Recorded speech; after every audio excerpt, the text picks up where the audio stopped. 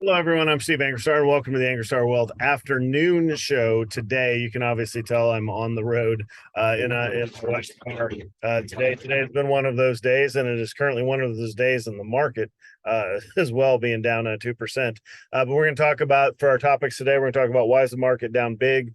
Secondly, we're going to talk about the mathematics of losses and why they seem to hurt more than gains, and just kind of peel that down. I've got a chart for you that helps show that.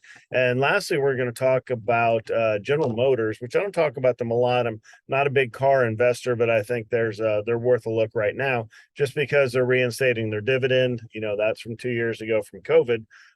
But they're also doing a lot of buybacks. And when you think of buybacks, had this conversation with several people since the Inflation Reduction Act passed. Are those companies that are doing buybacks a buy right now between now and the end of the year? Because if they had planned to do it for next year, well, they kind of need to accelerate it now because of that 1% excise tax on that. But to the size of these buybacks, that 1% is a significant chunk of money. But before we get started here, as a reminder, this is a financial education presentation. It should not be construed as personal financial advice. Full disclaimer information is available at .com. All right, let's look at the ugliness that is Friday today. All right, there they are. So down here, that Dow's down almost 1%, S&P almost 1.5%. So really, we are, doing a pretty hard sell-off. When you think of why that is, well, look at this. The headline right below it is on pace to break the 4-week win streak.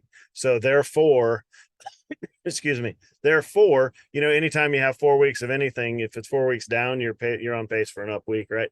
If it's a 4-week, up week, you're on pace for a down week. So it's really not. I wouldn't read a lot into it because really, out of all the headlines today, nothing has really changed significantly, if you will, to cause things to sell off. The crypto world has been selling off. I have a couple of investors that have crypto accounts on the side. It's selling off. I'm starting to warm back up to the entry into crypto again, only for the speculative folks, not for everybody out there that's anti-crypto. But I do think there's a place for it, and I may move back in sometime here soon. But that's where we are when you look at the chart for the NASDAQ and you go, okay, up 4 straight weeks. Yeah, don't forget July was like an 8 to 10% move up. This is a 1-year chart in the NASDAQ. You can see how far it's moved up from the bottom there mid-June. If you tighten that up a little bit to the 6-month chart, you can see, yeah, this is a pretty good move up, month and a half basically. And we're going to have a down week. We're going to lock that in. Well, a lot of this becomes it's hard to make sense of it because it comes down to some math. So I want to show you this chart and kind of switch into the next topic. That's not part of it I need. So let me make it bigger here. Okay, look at the chart down below, and if I could make it focused more on the bottom right of the chart. But if you can see that, take a look at it. If not, just listen to what I'm saying. So if you have $100 in account and you lose 10% and you gain 10%, are you up or down? And most people say you'd be back to even. Absolutely not. You're down. And I'll talk to this in a second. If you have the other way, if you have $100 in account and you go up 10% and down 10%, are you up and down, up or down? Most people say, well, even. It's like, no, you're down. Either way, you are down. So let's peel out. Let's do the math, right? So $100 and you lose 10%, that's $10. So you have 90. After you lose that, now you go up 10%. 10% of 90 is 9. So then you have $99. So you went down 10 and up 10, you're at $99. You're like, okay, I can follow that. Let's do it the other way. So you go up first. You go up 10% from on $100. That takes you up to 110. Now you go down 10%. Well, 10% of 110 is 11. Subtract that back out of 110, gives you 99. Either way, you are down. So that's why losses hurt the most. When we look at the risk upside and downside ratios, we want that 3-to-1 ratio, reward to risk, 3x reward per risk unit. That's largely because of this fact. And that's why protecting your money to the downside, people are like, why don't you just stay long all the time?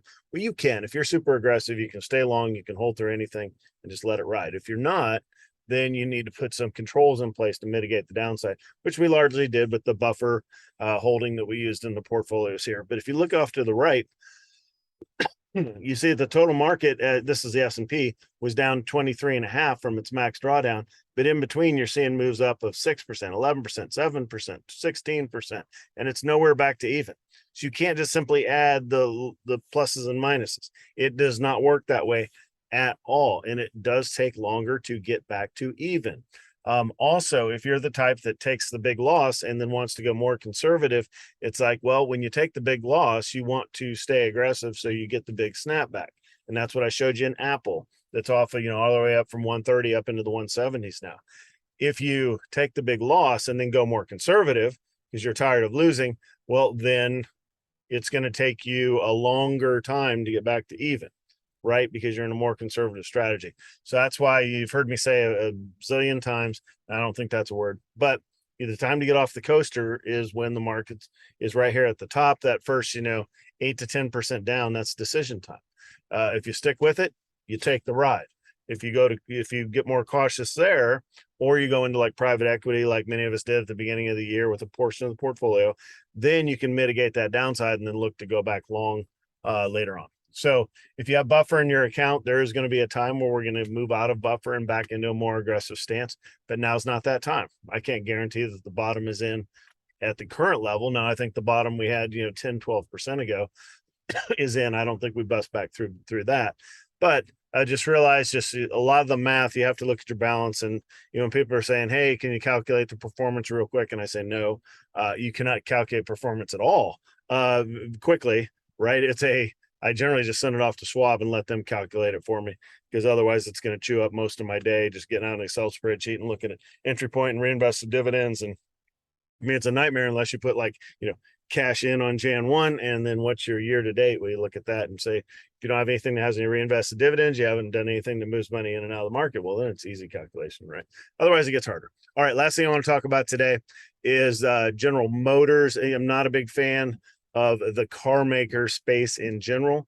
If you're going to be in the space, I kind of like Ford better.